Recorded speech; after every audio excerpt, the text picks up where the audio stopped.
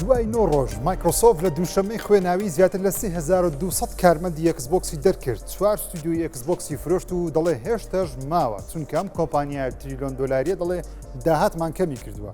من ژیرم بەخێر بن بۆ 24 پلس. هەفتەی ڕابردوو گوتم دووشەمەی خوێناوی ئەکسبۆکس بڕێوەیە، جا دووشەمە هات و ڕۆژت. با بۆتان باس بکەم چی ڕوویدا و چی قەوما. لە 6 ئەکسبۆکس 1600 کارمەندی لە کۆمپانیاکە لە ڕۆژێکدا دەرکرد. 1600 کەسی دیکەشی تاوەکو کۆتایی ئەم ساڵ دەردەکە. واتە بەگشتی 3200 کارمەند لە کۆمپانیاکە کەم دەکرێنەوە. ئەمەش دەیکاتە کەسێک لە هەر 5 کەسێک کە لە ئەکسبۆکس کار دەکەن. 4 ستودیۆش دەفرۆشن، هەرچەندە دەنگۆیەکان وابوون ستودیۆکان دابخرێن یان لە گفتوگۆدان لەگەڵ ئەکسبۆکس جیا ببنەوە نەوەکو دابخرێن. جا دووشەممە سەرۆکە نوێیەکەی ئەکسبۆکس ئاشە شەرما لە پۆستێکی ئەکس ڕایگەیان. ستودیۆکانی کۆمپۆژن گەیمز ئەندێد لابس جیا دەبنەوە دەبنە ستودیۆی سەربەخۆ. ستودیۆی دەبل فاینت نینجا تیۆریش دەفرۆشێن. هێشتا بڕیاریشان لەسەر ستودیۆی ئارکەین لیۆن نەداوە بەهۆی یاسای کار لە فەڕەنسا، بەڵام لە گفتوگۆدان بۆ ئەوەی بفرۆشێ. ئاشە شەرما سەرۆکە نوێیەکەی ئەکسبۆکس ڕایگەیان ئەمە گەورەترین دووبارە ڕێخستنەوەی ئەکسبۆکسە لە مێژووی براندەکە. هۆکاری ئەم بڕیارە خوێناویەش بۆ ئەوە دەگەڕێتەوە لە ماوەی 5 ساڵ ڕابردوو زیاتر لە 20 ملیارد دۆلاریان لە ئەکسبۆکس خەرج کردووە، بەڵام هێشتا داهاتیان لە کەمبوونەوەیە نەوەکو زیادون. هەرچەندە مایکرۆسۆفت زیاتر لە 31 ملیارد دۆلار قازانجی لە چارەی ڕابردوو کۆ کردوێتەوە، بەڵام ئەم پارەیە لە جیاتی ئەوەی لە ئەکسبۆکس خەرجی بکە هەر هەمووی لە ژیری دەستکردی مایکرۆسۆفت خەرج دەکا. شارما دەنووسێ چی دیکە چواردە ئاستی بڕیاردان لە ئەکسبۆکس نامێنێ، کەمی دەکەینەوە بۆ 3 تاوەکو 5 ئاست. بەمەبەستی خێراکردن و باشتر بڕیاردان لەسەر پرۆژەکان هەڵگرتنی بەرپرسیارەتی لە ناو ستودیۆکانی ئەکسبۆکس. هەوادارانی ڤیددیۆ یاریەکان بەهۆی بڕیارەکەی سۆنی لە ڕاگررتنی بەرەمێنانی دیسکی یاریەکان لە 2028 و ئەم بڕیارەی ئەکسبۆکس زیاتر نیگەرانن لە داهاتووی ئەم بازرگانی هوەریە. ئەوەی برینەکانی قوڵتر کردوێتەوە ئەکسبۆکس هەزاران کەسی دەرکردووە، 5 ستودیۆش دەفرۆشێ.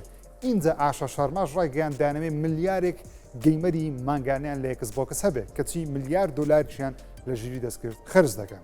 ئەکسبۆکس لەسەر ئەم پارەی بۆتە قوربانی. جا ئەمە کۆتایی ئەکسبۆکسە و دەستپێکێکی نوێیە وەکو سەرۆکی کۆمپانیاکە باسی دەکەم، یانیش کەمکردنەوەی تێچووی ئەکسبۆکسە تاوەکو پارەیەکی زیاتر لە ژیری دەستکردی مایکرۆسۆفت خرج بکەن. وەڵامی هەردووچیان تەنیا کات پێمان دەڵێ. ئەپڵ کۆمپانیاکەی ChatGPT دادگا و بەدزی تۆمەتباری دەکەم. هێنانی لاپتۆپ بۆ چاوپێکەوتنی کار لەوانەیە ئاسایی بێ، بەڵام لای ئەپڵ ئاسایی نییە. کۆمپانیای ئۆپنەیای بەوە تۆمەتبار دەکەن کەوا کارمەندێکی پێشووی ئەپڵی دامەزراندووە لە ڕۆژی چاوپێکەوتنەکەشی ئەو کارمەندە لاپتۆپی کۆمپانیای ئەپڵی هێناوە کە پڕیەتی لە داتای نهێنی کۆمپانیاکە داویەتی بە ئۆپنەیای لەسەر ئەو زانیارانەش خەریکی دروستکردنی ئامێری ژیری دەستکردن. ئەپڵ لە جوڵەیەکی سیر و جیاواز لە دادگا تۆمەتی یاسایی ئاراستەی کۆمپانیای ئۆپنەیای کرد کە خاوەنی ژیری دەستکردی ChatGPT خۆیان هاوبەشێکی ئەپڵن و بەیەکەوەش ڕێککەوتنیان هەیە، بەڵام ئەمە لای ئەپڵ نایخوا، دەڵێت دزیان لە ئەپڵ کردووە بۆ ئەوەی ئامێرێک بۆ ڕکابەری آیفۆن دروست بکەن بە تەکنۆلۆژیای ئەپڵ. لە ناوەڕاستی ئەم چیرۆکەش کەسێک هەیە بە ناوی تانک تان 24 ساڵە لە ئەپڵ کار دەکات، لەسەر آیفۆن کاری کردووە، لەسەر ئەپڵ واچ کاری کردووە. ئێستا بەڕێوبەری بەشی هاردوێردا لە کۆمپانیای ئۆپنەیای. ئەپڵ لە دادگا دەڵێم کارمەندەکەیان هێشتا لە کۆمپانیای ئەپڵ مابوو کاتێک چاوپێکەوتنی لەگەڵ ئۆپنەیای کردووە. هەمان ئەو لاپتۆپەشی لەگەڵ خۆی بردووە کە موڵکی ئەپڵە، ڕۆژانە بۆ کاری ئەپڵ بەکاری هێناوە. زانیاری نهێنی دەربارەی پاتری، لۆجیک بۆرد، پارچەکانی ئەپڵیژی تێدا بووە. لاپتۆپەکە بە سێڤەرە تایبەتەکانی ناوخۆی کۆمپانیای ئەپڵیژ گرێدراوە، دەستی بە هەموو زانیاریەکان گەیشتووە. هەر هەمووشی لەگەڵ خۆی بردوێتە ئۆپنەیای. و ئۆپنەیای لەسەر ئەم زانیاریانە خەریکی دروستکردنی ئامێری نوێن تایبەتن بە ژیری دەستکرد. جا ئۆپنەیای کە خاوەنی ژیری دەستکردی ChatGPT ئەم زانیاریانیان دەوێت، چونکە ئەوان خۆیان خەریکی دروستکردن و پەرەپێدانی ئامێرەکەن ڕکابەری آیفۆن بکە، بە ژیری دەستکردی ChatGPT کار بکە لە جیاتی ئەپلیکیشن بە AI ئەیجنت کارەکان دەکات. ئەپڵ بەڕکابەرێکی ڕاستەقینە دەیبینێت، بۆیش داوێتە دادگا و وەکو هەڕەشە بۆ سەر بەرهەمەکانی خۆی ئەپڵ دەیچی دەداتەوە. جا جۆنی ئایف کە پێشتر بەڕێبەری بەشی دیزایانی ئەپڵ بووە، ئەو کەسەی شێوەی آیفۆن و آیپاد و ئەپڵ واچ و کۆمپیوتەرەکانی دیزاین کردووە، ئێستا ئەمیش لەگەڵ کۆمپانیای AI لەسەر هەمان ئەو پرۆژانە کار دەکات. واتە ئۆپنەیای باشترینەکانی ئەپڵی لایە بۆ ئەوەی ئەو ئامێرەی بەنیازن دروستی بکەن بڵاوی بکەنەوە ببێتە ڕکابەرێکی سەرەکی آیفۆن و ئەپڵ. جا وەڵامی ئۆپنەیای لەسەر ئەو تۆمەتانی ئەپڵ زۆر کورتە و دەنووسن بە دوای نهێنی هیچ کۆمپانیایەکەوە نین و هیچ شیان نەدزیوە. ئەپڵ لە دادگا داوای گەڕانەوەی سەرجەم فایلە دزراوەکان دەکات و داوای زیانێکی گەورە بە پرۆژەکەی ئۆپنەیای دەکات. دادگاییەک بە ئامادەبوونی دەستەی سوێن خوێنەران داوا دەکات هەمووشی لە پێناوی ئەوەی ئەو بەرهەمەی بەنیازم بڵاوی بکاتەوە ئۆپنەیای بیوەستێنێ یان بەبێ ئەو تەکنەلۆژیای ئەپڵ بڵاو بکرێتەوە. جا چی ڕوودەدا؟ بێگومانشتە نازانین بەڵام ئەوە دەزانین ئەو پەیوەندەی ئەپڵ و ئۆپنەیای هەیان بوو ئێستا لە پەیوەندێکی باشەوە بووە جەنگێکی گەورە و لایەک براوە دەبێت و لە داهاتوش بمە بەدیار دەکەوێت کە چێ دەدۆڕێ. مێتا تایبەتمەندێکی ژیری دەستکردی بۆ ئینستاگرام بە 3 ڕۆژ سڕیەوە و داوای لێبوردنیش لە هەمووان دەکات. تەنیا 3 ڕۆژی پێچوو بۆ ئەوەی نوێترین تایبەتمەندی ژیری دەستکردی مێتا لە ئینستاگرام بسڕدرێتەوە و کارێک بە حساب بۆ خزمەتی بەکارهێنەران بوو کەچی بە دوومچاوی خۆیان تەقیەوە. سێشەمەی ڕابردوو مێتا ژیری دەستکردی میوس ئیمەیجی ئاشکرا کرد. یەکەم ژیری دەستکردی مێتایە بۆ دروستکردنی وێنە و جێنەڕێتکردنی. جا لەگەڵ ئەم تایبەتمەندیە هەموو کەسێک دەیتوانی لە ئینستاگرام شێوەی خەڵکی ڕاستەقینە بەم ژیری دەستکردە بە خێرایی و یەک دووگمە دروست بکە. وێنە و ڤیددیۆ بە ئارەزوی خۆیان لەو کەسانە دروست بکەن. تەنانەت ئەو کەسانی هەژمارەکانیان پرایڤتە شاردراوەشە دەتواندرێت لەلایەن خەڵکی دیکەوە بکرێنەوە ژیری دەستکرد وێنە و ڤیددیۆیان لێ دروست بکە. واتە بەبێ ئەوەی تۆ پرس بە خەڵک بکەیت وێنەی ئەوان لە ڕگەی ئەم ئەیە بتانی بۆتە دەستکەوێ و جنریشنی لە دروست بکەن. جا ئەو شتەی هەمووانی گرتێ بەردا لە ئینستاگرام ئەوە بوو کە مێتا ئەوەی بەکارهێنەران بێ ئەوەی بەکارهێنەران ئاگادار بکاتەوە بە شێوکی ئۆتۆماتیک لەناو پرۆفایلی ئینستاگرامەکەیان ئەو تایبەتمەندی پێکردووە. جا لە ئۆنلاین کە ئەم شتە دۆزرایەوە هەموو خەڵکی سکرین شۆتیان دادەنا کە خێرا بچن ئەم شتە بگوژێنەوە تاکو وێنە و ڤیددیۆیان لە ئینتەرنێت بەبێ پرس بڵاو نەکرێتەوە نەبنە خۆراکی ڕۆژانەی ژیری دەستکردی مێتا. بابەتەکە دەنگدانەوەیکی ئەوەندە گەورەی دروست کرد باکلاشەکە ئەوەندە گەورە بوو 3 ڕۆژی خەیان مێتا ڕۆژی هەینی وارەکەی لێ کردەوە وتی تایبەتمەندەکە لە ئینستاگرام دەکشێنینەوە و ڕانگەیان گوێمان لە داواکاریەکانی ئێوە بووە بەڕاستی ئەم جاران نەمان پێکە چی دیکە ئەم شتە بەردەست نییە. جا ئەم باکلاشە ئەم نیگەرانیە هەر لە خۆڕان نەبوو. ڕێکخراوێک بە ناوی ساگ ئافترە کە کاریان پارێزگاریکردنە لە مافی ئەکتەران لە ئەمریکا و CIA ئەمریکی بە هەمان شێوە هاتنە سەرخەت پستانێکی گەوریان خسە سەرمێتە بۆ ئەوی ئەم تایبەتمەندە لە ئینستاگرام لا بدا. جا لەوانەیە لە بیرتان بێ پێشتر ئۆپنەیای بۆ ژیری دەستکردی ChatGPT شتێکی دروست کرد بە ناوی سۆرادوو کە ڕایگەیان کار لەگەڵ هۆلیوود دەکەن بۆ دروستکردنی دیمەنی فیلمی سینەمایی بە ژیری دەستکرد. بەڵام بە هەمان شێوە باکلاش و خۆپشاندانە ئۆنلاینەکان ئەوەندە زۆر بوون بەبێ دەنجی بڕیارەکە هەڵ بەشێنرایەوە تاوەکو تەنانەت سۆڕە هەروەستا و ئێستا بۆ کەس بەردەست نییە. جا پرسیارەکە ئەوەیە مێتا وانەی وەرگرت یان هەر بەردەوام دەبێت و بۆ ئەو داهاتوە ژیری دەستکردەی خەڵکی نانەوێ بەڵام کۆمپانیەکان بۆ زیاتر بگومان بۆ زیادکردنی داهاتی خۆیان ئەو کارە هەر دەکەنەوە. وەڵامی منەوەیە تا چەند کەمتر بەکاریان بێنین ئەوەندا ئەو داهاتوە لە خۆمان دوور دەخینەوە بەڵام هەردێتە دی و داهاتوو بۆ ژیری دەستکرد و ڕۆبۆتەکانە. مارک زەکەبەرجی خاوەنی فەیسبوک و ئینستاگرام و واتساپ بێدەنجی خۆی لە تویتەر دوای 3 ساڵ شکاند بۆ ڕێکلامێکی ژیری دەستکرد. مارک زەکەربەرگ کە خاوەنی ئینستاگرامە، فەیسبوکە، خاوەنی واتساپە 6 ملیار هەژمار لە پلاتفۆرمەکانی ئەو هەن کەچی هاتە تویتەر یاخودێ کەس لەوێ ڕێکلام بۆ ژیری دەستکردەکەی خۆی دەکات. لە کۆی لەکوێ ئەو هەڵا بەزمەی کرد لە یەکەس ئەو پلاتفۆرمەی کەوا ئیلۆن مەسک هەموو ڕۆژ دژایەتی یەکتر دەکات. ڕکابەرێکی گەوری یەکتر ئەو ئەپەی 3 ساڵە یەک پۆستی لێ نەکردووە. ئەویش میمێکی سپایدەرمان پێما لە 2023 پۆستی کرد پێش ئەنجینێر هیچی دانە نابوو. جا مارک ئەو بێدەنجەی بە تویتێک شکاند لە هەفتەیەک بە ئاشاکردنی نیوز پارک 1.1 نوێتری مۆدل ژیری دەستکردی مێتایە شتێک کە بەڕاستی دەڵێن ئێستا ڕکابەری ژیری دەستکردەکانی دیکە دەکات. و بگومان مێتە ڕاستەخۆ داوای پارەش دەکات واتە بە خۆڕایی نییە وەکو ژیری دەستکردەکانی دیکە خەڵکی ڕۆژانە بەکاردێن.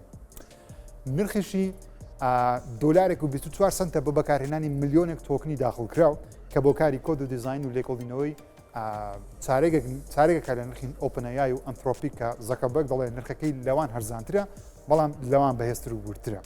هەرچەندە بەپەی تاقیکردنەوەکانی ئۆنلاین بێ لەسەر خێرایی و داقیقی ئەم ژیرە دەستکردەی مێتا تاوە پێستا دروست کراوە لە ئۆنلاین وێنەیان داناوە دەڵێن ژمارەکان نزمترن لەوەی مێتا بانگەشیان بۆ دەکات بەڵام هەر پێشکەوتێکی گەورەی لەلایەن مێتاوە بۆ دروستکردنی پلتفۆرمێکی دیکەی ژیری دەستکرد. جا ئەم کارەی زەکەربەرگ کردوێتی تەنیا ڕکلامێک نییە بۆ ژیری دەستکردەکەی بەڵکو نیشاندانی گرنگجی پلتفۆرمەکانە بۆ هەواڵێکی وا گەوری تەکنەلۆژی کە خۆی یەکەم جار نە لە فەیسبوک بڵاوی کردەوە نە لە ئینستاگرام بڵاوی کردەوە کە ئیخۆشێتی چونکە پێی وایە کاریگەریی وا گەورە دروست ناکە بەڵکو هاتۆ لە پلتفۆرمی ڕکابەرەکەی بڵاوی کردوێتەوە ئەو کارە دەکا کە تاوەکو ئێستا زیاتر لە 25 ملیۆن کەس پۆستەکەی زەکەربەرگی بینیوە ئەمەش دەرخەری ئەوەیەکەوە ئەکس یاخود تویتر زۆر باشترە لە فەیسبوک و ئینستاگرام بۆ بڵاوکردنەوەی ئەم ڕاگەنراوانە. گوگل پیکسل 11 ئەو مۆبایلی کە لەوانەیە نەتوانێت ژیری دەستکردەکەی گوگل بەکاربێنێ. جا ئەمە بێنە پێشچاوتان گوگل ساڵێکە بە شان و باڵی مۆبایلەکانی پیکسل هەڵدەدا وەکو تاکە مۆبایلی ژیری دەستکردناویان دەهێنێ دواتر دەڵێ ڤێژنە هەرزانەکەی پیکسل 11 ئەوەندە ڕامەی لەسەر نییە بۆ ئەوەی ژیری دەستکردەکەی گوگل کار پێ بکە کە ساڵێکە گوگل خۆی ڕکلامیشی بۆ دەکات. جا ئێستا ئەمە یەکێکە لەو کێشانەی لە ئۆنلاین بەرۆکی گوگڵی گرتووە. گوگل بە فەرمی ڕاگەیان ئیڤنتی مەید بای گوگل لە 12 مانجی هەشت لە نیویۆرک ئەنجام دەدرێت. لە 20 مانجی هەشت چوار مۆبایلی نوێ دەخەنە بازاڕی ئەمریکا. پیکسل 11 پیکسل 11 پرۆ و پیکسل 11 XL و پرۆ فۆلد چوار مۆبایلی نوێ. جا ئەوەی بۆتە کێشە سەرجەم مۆبایلەکانی پیکسل دێ کە هەر هەمویان ڕامیان 12 گیگابایتە. پێشتر بڵاوکراونەتەوە بۆش ژیری دەستکردی جێمەنای بەبێ مشکلە کاری لەسەر دەکات. بەڵام دەنگۆ هەیە مۆبایلە نوێیەکەی پیکسل 11 ڕامەکەی کەم بکرێتەوە بۆ 8 گیگابایت واتە ناتوانێت جێمەنای کار پێ بکە واتە مۆبایلی پارساڵی گوگل دەتوانێت ژیری دەستکردەکەی گوگل کار پێ بکە بەڵام مۆبایلەکەی ئەم ساڵی کە نوێیە ناتوانێت. جا گەر ئەمە ڕاست دەرچێ گوگل ڕکلام بۆ مۆبایلێکی ژیری دەستکردەکە کە ناتوانێت ژیری دەستکردەکەی خۆی بەکاربێنێت یاخود کار پێ بکە. جا هێشتا بە فەرمی ئاشا نەکراوە و یەکلا نەکراوەتەوە بەڵام ڤێژنی پرۆ و ئەکسێڵەکە و فۆڵدەکە ڕامەکەیان هەر لە 12 گیگابایت دەمێننەوە واتە دەتوانن جێمەنای کار پێ بکەن. جا دەربارەی هاردوێرت گوگل خەرجی یاشاکردنی چیپی تێنسەری G6 لەسەر قەبارەی 2 نانۆمەتری دروست دەکرێت. گوگل لە کۆتاییدا واز لە مۆدیۆمی سامسونگ دەهێنێ مۆدیۆمێکی پەیوەندی خۆی دروست دەکە و ئەو بەکاردێنێ بۆ مەسەری وایفای وەشتانە. لەگەڵ ئەوەش تابلمەندێکی نوێی دەبێت بە ناوی پیکسل گلۆ کە RPG ڕووناچیەکە لەناو کامێراکەت لە پشتی مۆبایلەکە پیشانە لە ڕەنگەکان پێت دەڵێ چێ تەلەفۆنت بۆ دەکە یان چێ نامەت بۆ دەنێرێ و خۆ دەتوانی مەسەرەن ڕنگشتەکانیش بگۆڕێت. دەربارەی نرخیش نرخ بەرز دەبێتەوە. گوگل لەوانەیە ڤێژنی 128 گیگابایتی بێکجاری لا بدا یەکسەر 156 گیگابایت دەست پێ بکە بەڵام نرخیشی $100 گرانتر دەکە. هۆکارەکەشی بێگومان زۆر باسم کردووە بەرزبوونەوە نرخی میمۆری و ڕامە SSDە کە لە جیهان جگە لە گوگل تووشی زۆر سەرجەم کۆمپانیەکانی دیکەش بوو. پرسیارە گەورەکەوەیە لە مانجی هەشت و تەمانجی داهاتوو گوگل دەڵێ ئەمە باشترین مۆبایلی ژیری دەستکردە بەڵام ژیری دەستکردی خۆی کار پێ ناکە یانیش چارەسەرێکی هەیە هێشتا باسییان نەکردووە. بزانین لە مانجی داهاتوو چی ڕوودەدا بێگومان بۆتان باس دەکەم. ئەو مشکەی پێوانەی زانستی نوێی تۆمار کرد زانایانیشی شۆک کردووە 6 پلە لەژێر پلەی سفر نیوە کەمتر لەوەی ئەو ئۆکسیجنی هەڵی دەمژین ئەو کەش و هەوای لەلایەن زانایان بە مەریخ وەسف دەکرێن لەو دۆخە دژوارە ئەم مشکە دەتوانێت بژیە. لێکۆڵەران مشکێکیان دۆزیوەتەوە بە ناوی مشکی ئەندیان لە بەرزی 7000 متر لەسەر چیاکانی ئەندیان دەژیە. ئەمە بەرزترین شوێنە کە مرۆڤەکان ناتوانن لێی بژین و هەر ئاژەڵێکش بینرابێ لێی ژیابێ بەڵام ئەم مشکە دەتوانێت لەو شوێنە بژیە.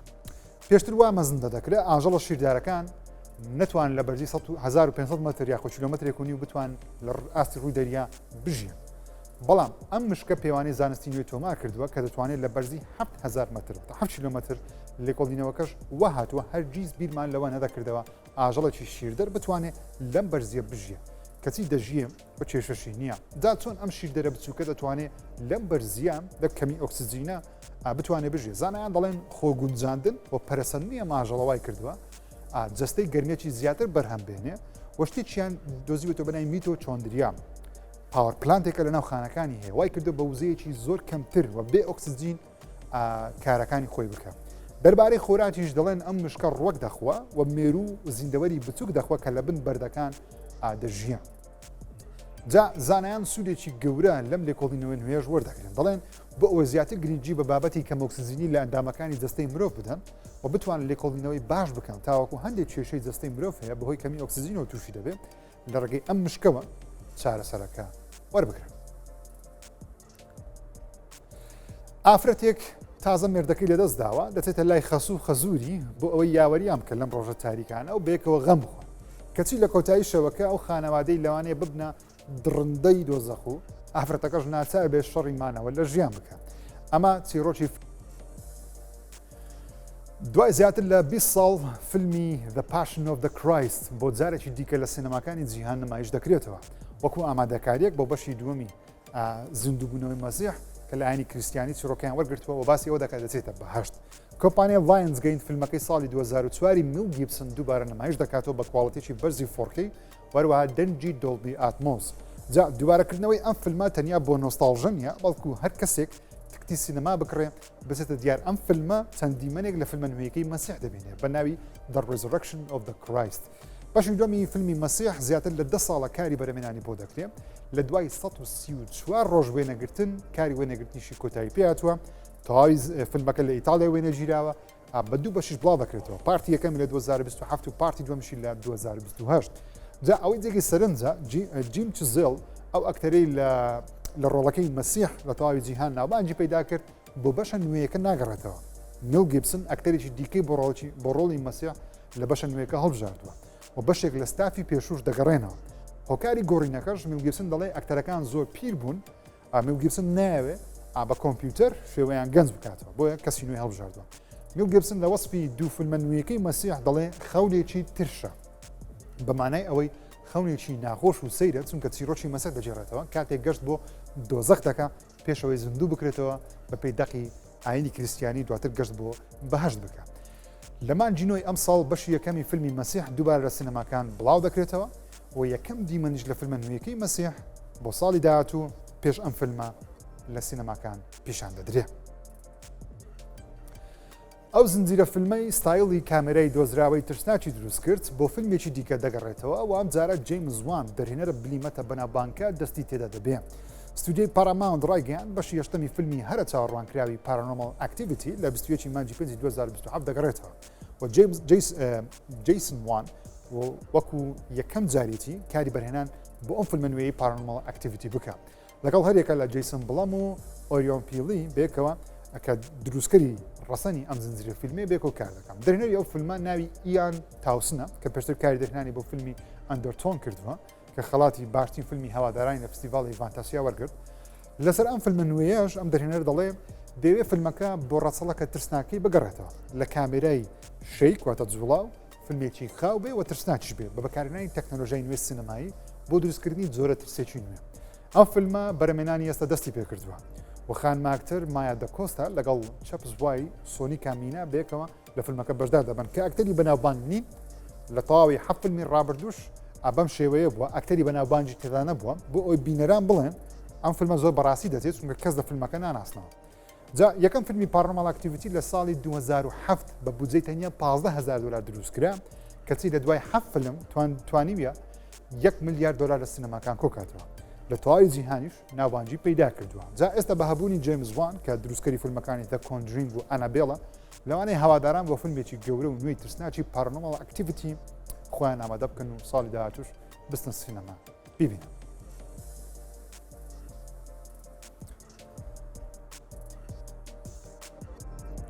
خۆشەویستان 24 پڵسم پێشکەشکردن تا هەفتەی داهاتوو بەخێر گەورتان سپێرم خوداتان لەگەڵ